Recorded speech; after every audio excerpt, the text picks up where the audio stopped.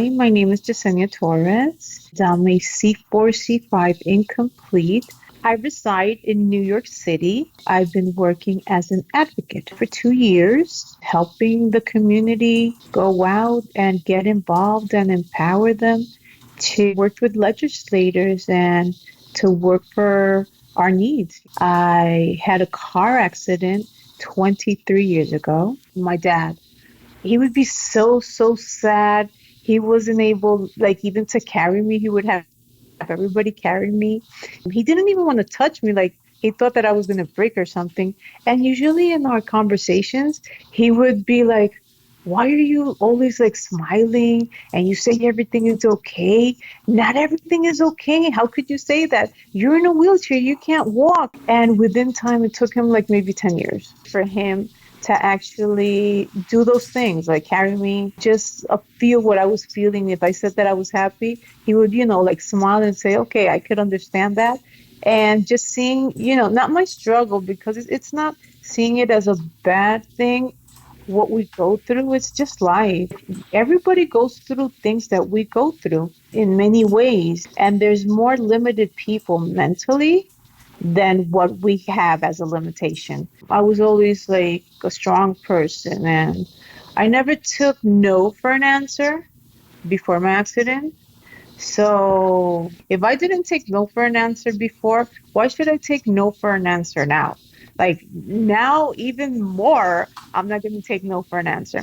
I've gone through a lot of stuff, a lot of spiritual passages that put me into thinking a lot of how to value life, how to value people. I'm not a religious person, but I do believe in God, and I am, like I said, very spiritual. My top issue was relationships, having my boyfriend, keeping my boyfriend.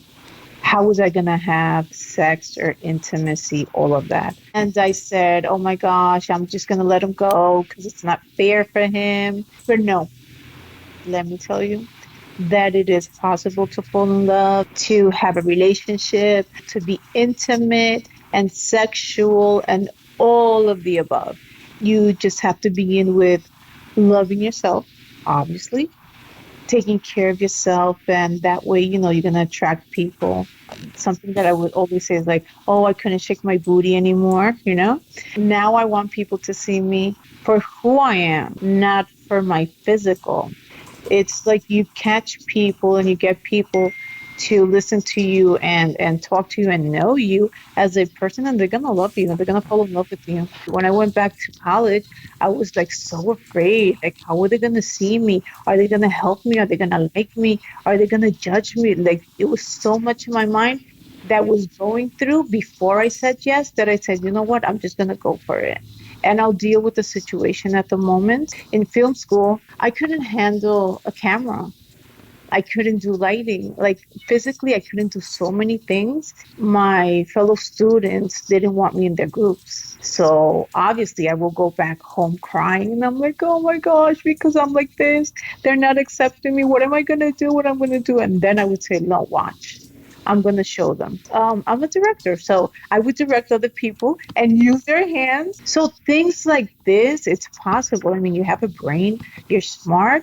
Maybe you're not physical, but you could direct people in doing things. I went to study Bollywood cinema. That was in India, Chennai. First of all, they didn't want to take me. How are they going to deal with me? Maybe an accident, maybe I get sick. There were so many questions, but I just kept on, I'm going, and I'm going to have my sister with me. I went all the way out there, many hours. They usually use a lot of rickshaws, which is like those three-wheelers as taxi cabs with my sister and the gentleman that was working for me. They would like put me like head first and then the hands, like half a body, like shove me in the rickshaw. And then in another rickshaw, they would send my wheelchair. We made it happen. I mean, it was a different way of doing things, but I was able to, from the beginning to the end, have my final product and do everything I wanted. When you do production, you got to have a B, C, and D plan. I always have a plan. If you want things to happen, get accustomed to scheduling things, because before I was used to doing this, oh my gosh, I would cry so much.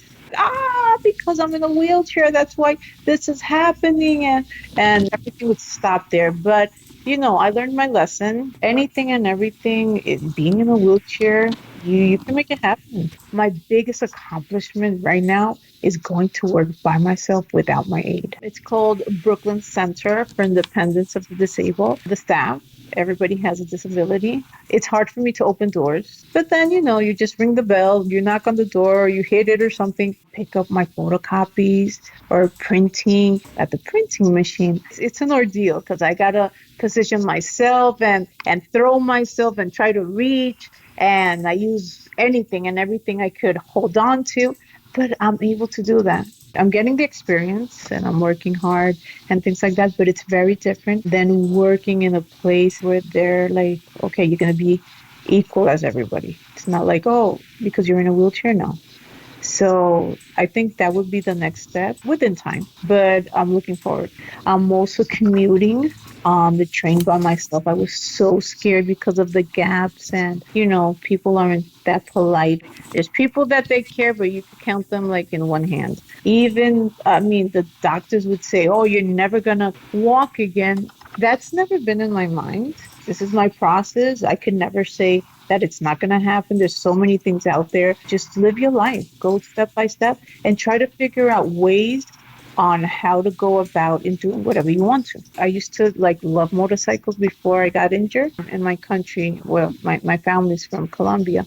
We were at a farm and there was like a four-wheeler. And I'm like, oh my gosh, I would love to get on it. So my girlfriend and a guy friend, they're like, you want to get on? They saw it in my face. One of my girlfriends was riding the bike and I had one of my guy friends in the back. But I did it. I got on it and I was so happy.